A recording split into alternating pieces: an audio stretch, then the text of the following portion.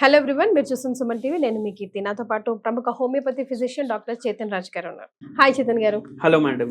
చేతన్ గారు, ఎప్పుడు హోమియోపతికి డెఫినెట్గా మీరు డైట్కి సపోర్ట్ చేస్తే కనుక ఎప్పటికప్పుడు మీరు షుగర్ని రివర్స్ చేసుకోవచ్చు అని మీరు ఎప్పుడు ప్రామిస్ చేస్తుంటారు కెమెరా ముఖంగా. అయితే ఒక ఐడియల్ డైట్ అంటూ ఏమి ఉండాలి? First of all me videos అన్ని చూస్తే కనుక జొన్న రొట్టెకి ఎక్కువగా మీరు ప్రాధాన్యత ఇస్తూ ఉంటారు. ఒక కమెంట్ చదివాను, ఆ ప్రశ్న మీ ముందు పెట్టాలనుకుంటున్నా. అయితే మాకు జొన్న రొట్టె చేసుకోవడం రావట్లేదండి, అందరికీ రాదు జొన్న రొట్టె చేయడం, ఇట్స్ అన్ ఆర్ట్ కదా, అందులో గోధుమ పిండి కూడా మిక్స్ చేసుకోవచ్చా అని అడిగారు.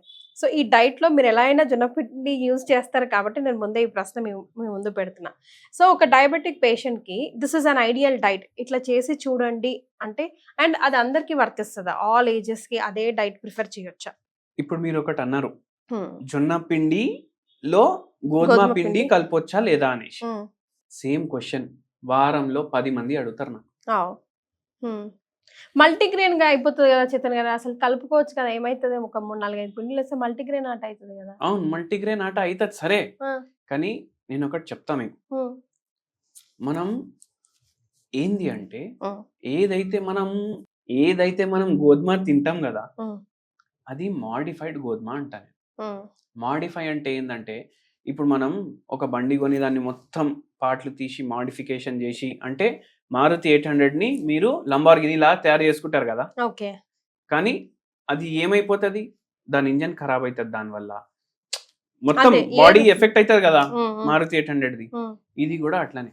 దీనికి అర్థం ఏంటంటే, నేచురల్ ఫుడే కదా, మీరు ఎప్పుడు నేచురల్ ఫుడ్ తినాలంటారు. మీరు అట్లనే అనుకుంటారు, కానీ నేను ఇప్పుడు చెప్పేది వింటే మీకు కూడా అబ్బా ఇట్లా కూడా ఉంటుందా అనేసి అనిపిస్తుంది. అయితే గోధుమలో కార్బోహైడ్రేట్ ఎక్కువ ఉంటుంది, జొన్నలో కూడా కార్బోహైడ్రేట్ ఉంటుంది. కానీ ఇప్పుడు మీకు తేడా అర్థం చేపిస్తాను నేను. ఏదైతే మనం గోధుమ తింటాం కదా, దీంట్లో కార్బోహైడ్రేట్స్ ఉంటాయి ఎక్కువ, దీంట్లో గ్లూటిన్ ఉంటుంది ఎక్కువ, దీంట్లో ఫైబర్ ఉంటుంది తక్కువ గోధుమలో. ఎందుకు మనం ఇప్పుడు ఒక 3000 సంవత్సరాలు వెనకాల టైం మషిన్ లో కూర్చొని పోయినాం అనుకోండి, అప్పుడు ఏమైతుంది తెలుసా మీకు? గోధుమలో కార్బోహైడ్రేట్ ఉంటుంది, గోధుమలో ఫైబర్ ఉంటుంది, గోధుమలో గ్లూటిన్ ఉంటుంది కానీ తక్కువ ఉంటుంది. ఎట్లా అంటే, ఇప్పుడు ఎట్లయితే ప్రతిసారి పంట వస్తుంది కదా, ప్రతిసారి పంట వచ్చినప్పుడు వీళ్ళు ఆ గోధుమ తీస్తారు. అంటే ఎవరికి పంట ఎక్కువ వచ్చింది, ఫార్మర్లు మాట్లాడుకుంటారు, అరే నాకు పంట ఎక్కువ వచ్చింది. ఇంకోటి ఏమంటాడు, అరే నా గోధుమ స్వీట్ వచ్చింది, జరా తినడానికి టేస్ట్ జరా మంచిగా వచ్చింది. ఇంకొకడు ఏమంటాడు, అరే నేను 100 కిలో పంట వస్తుంది అనుకున్నాను, 300 కిలో గోధుమది పంట వచ్చింది అంట. ఇట్లా వేల సంవత్సరాల నుంచి నడుస్తుంది. ఇప్పుడు ఏమైతుంది, స్వీట్ ఎక్కువ ఉంది కదా, వీన్ గింజలు వేయాలి. ఇప్పుడు ఈ పంట దీంట్లో ఏమైంది, ఎక్కువ వచ్చింది, వీన్ గింజలు వేయాలి. అయితే ఏమైతుంది, జర రబ్బరీ కనిపిస్తే మంచిగా ఉంటది కదా. ఇప్పుడు రొట్టె సాఫ్ట్ ఉండాలి ఇప్పుడు గోధుమ. అయితే ఏమైందంటే, దాంట్లో వీళ్ళు వెరైటీలు గ్యాదర్ చేసిండ్రు. గ్యాదర్ చేసి మళ్ళీ దీన్ని క్రాస్ పాలినేషన్ చేయడం స్టార్ట్ చేసిండ్రు. అయితే పంట ఎట్లా రావాలి ఇప్పుడు ఫైనల్ గా? స్వీట్ ఉండాలి తినడానికి, టేస్టీ ఉండాలి తినడానికి, స్మెల్ మంచిగా ఉండాలి తినడానికి, ఫైబర్ తక్కువ అయిపోతుంది ఇవన్నిట్లో చూసుకుంటూ. అండ్ ఏమైతుంది అంటే, గ్లూటిన్ పెరిగిపోతుంది. అయితే ఇప్పుడు మనం ఏ గోధుమ అయితే తింటున్నాం కదా, ఇది మాడిఫై అయింది జనరేషన్స్ నుంచి. షర్బతి ఆట మనం తింటాం, ఇది మాడిఫై అయింది. ఎట్లా? పంట ఎక్కువ రావాలి, స్వీట్ ఎక్కువ ఉండాలి, ఫైబర్ ఉండొద్దు, ఇంకా ఉండదు, చాలా తక్కువ ఉంటది. ఎందుకంటే మనం హస్క్ కూడా తీసేస్తాం కదా దాని మీదకి వెళ్ళి, పొట్టు కూడా సన్నగా రావాలి, అయితేనే మనకు ఎక్కువ కేజీస్ వస్తుంది కదా పంట. ఒకవేళ హస్క్ ఎక్కువ హెవీ ఉంటే ఏమైపోతుంది, ఉన్న గోధుమ తక్కువ అయిపోతుంది, ఫైనల్ క్రాప్ ఫైబర్ తక్కువ అయిపోతుంది. అయితే అట్లా తయారైపోయింది గోధుమ. అంటే మనం ఏ గోధుమ నేచర్ ఉంటది దాన్నే ఇట్లా మాడిఫై చేసుకుంటా ఏం చేసేసినాం, ఇట్లా తయారు చేసినాం, మొత్తానికి ఎందుకు పనికి రాకుండా చేసాం. మళ్ళీ దీంట్లో ఏమైపోయిందంటే, ఎప్పుడైతే గ్రీన్ రెవల్యూషన్ వచ్చింది కదా, గ్రీన్ రెవల్యూషన్ అంటే ఏంది, డాక్టర్ ఎంఎస్ స్వామినాథన్ అని ఒక గొప్ప ఆయన ఉండే, ఆయన ఏం చేసిండ్రంటే, ఇప్పుడు చాలా మంది ఆకలికి చచ్చిపోతున్నారు ఇండియాలో. ఇప్పుడు వీళ్ళు అందరు కడుపులు నిండితే ఏమైతుంది, వీళ్ళు బతుకుతారు. అయితే ఆయన హై ఈల్డ్ వెరైటీ క్రాప్స్ తయారు చేసి, హై ఈల్డ్ వెరైటీ క్రాప్స్ తయారు చేయడంలో ఏమైందంటే, ఇప్పుడు పంట ఎక్కువ వస్తుంది, పంట ఎక్కువ వస్తుంది, ఆ కాలంకి అది కరెక్ట్. అది ఇప్పుడు కూడా మనకు ఇంకా ఎక్కువ రావాలి పంట. అయితే ఫర్టిలైజర్ ఉంటది కదా, ఎన్పికే ఇవి స్ప్రే చేస్తారు. నైట్రోజన్, ఫాస్ఫరస్, పొటాషియం ఇది స్ప్రే చేస్తారు. ఇప్పుడు ఎంత అయితే స్ప్రే చేయాలి కదా, దానికన్నా 30 రెట్లు ఎక్కువ స్ప్రే చేస్తున్నారు గోధుమ కోసం. ఎందుకంటే జనాభా పెరుగుతుంది, ల్యాండ్ అంతే ఉంది, పంట ఇంకా ఎక్కువ కావాలి. కరెక్ట్. దాంట్లో ఏమైపోయింది, ఇంకా పాడైపోయింది గోధుమ. ఇప్పుడు ఆయన అప్పుడే రాసింది ఇంతే స్ప్రే చేయాలి పోయి, ఇట్లా చేయాలి ఇట్లా చేయాలి అని మొత్తం సైంటిస్ట్ ఇస్తారు ఒక పిక్చర్. కానీ ఇప్పుడు ఈ ఎవరైతే సావుకారు ఉంటాడు ల్యాండ్ లో, అరే వాడు నా 100 కిలోలు తీసిండా, నేను 500 కిలోలు తీస్తా అనేసి ఇంకా ఎక్కువ పట్టిస్తాడు. సో దాంట్లో ఇంకా పాడైంది, నాణ్యత పాడైపోతుంది. అయితే ఇప్పుడు ట్రెడిషనాలిటీ లేదు, మన ట్రెడిషనల్ ఫుడ్ లో ట్రెడిషనాలిటీ లేదు. మళ్ళీ ఈ గోధుమ ఎక్కువ ఇది పబ్లిసైజ్ చేసింది బ్రిటిషర్లు. వాళ్ళు బ్రెడ్ తింటారు, వేరే ఏషియన్ కంట్రీస్ లో, ఆఫ్ఘనిస్తాన్ లో, మిడిల్ ఈస్ట్ లో అక్కడిక్కడ కూడా బ్రెడ్ ఎక్కువ తింటారు.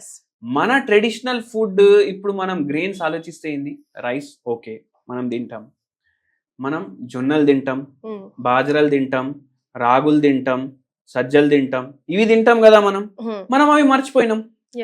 కానీ అవి మర్చిపోవడం వల్ల ఒక బెనిఫిట్ కూడా అయింది. ఎట్లా అంటే ఇప్పుడు జొన్నలు ఎంతమంది తింటారు, డిమాండ్ సప్లై లాజిక్ పెట్టుకోండి మీరు.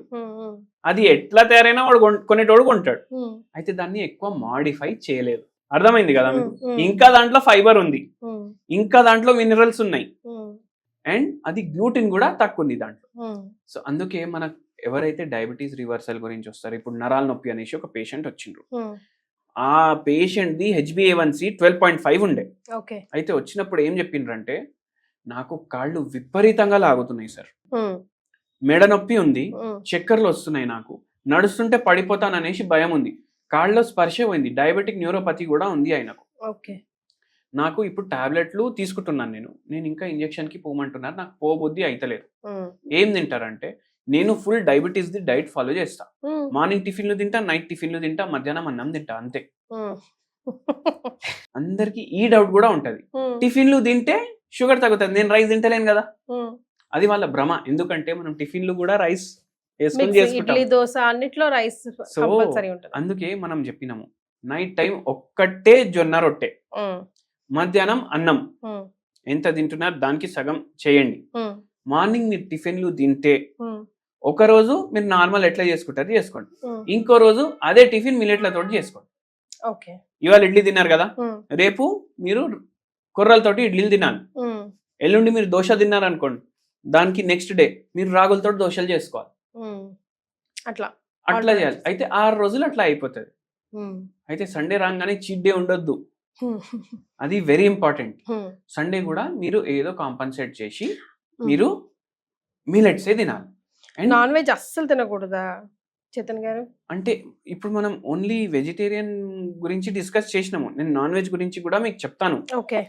అయితే ఏందంటే ఇప్పుడు మనకు నాన్ వెజిటేరియన్ ఐటమ్స్ మనం ఎప్పుడైతే చేసుకుంటాం కదా, మీరు ఓన్లీ బాయిల్డ్ చికెన్ తిన్నారనుకోండి, ఓన్లీ బాయిల్డ్ చికెన్, దాంట్లో ఎక్సెసివ్ కార్బోహైడ్రేట్ ఉండదు, ఎక్సెసివ్ మీకు బ్యాడ్ ఫ్యాట్స్ ఉండవు.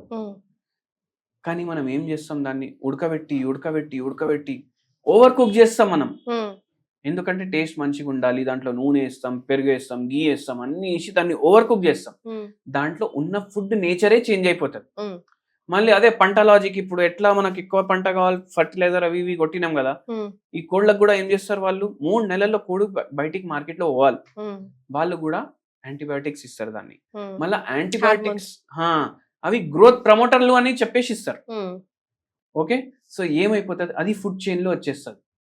అందుకే మీకు నాటు కోడి ఉంది, మీ కళ్ళ ముంగట తిరుగుతుంది అది రోజు, అది మీరు కోసుకొని తింటే ఏం కాదు. అండ్ చేపలు, ప్రాన్స్, మళ్ళీ ష్రింప్స్, మీకు నాన్ వెజ్ ఇష్టం ఉంటే ఇవి ఇంక్లూడ్ చేయండి డైట్. ఫ్రైలు తినొద్దు.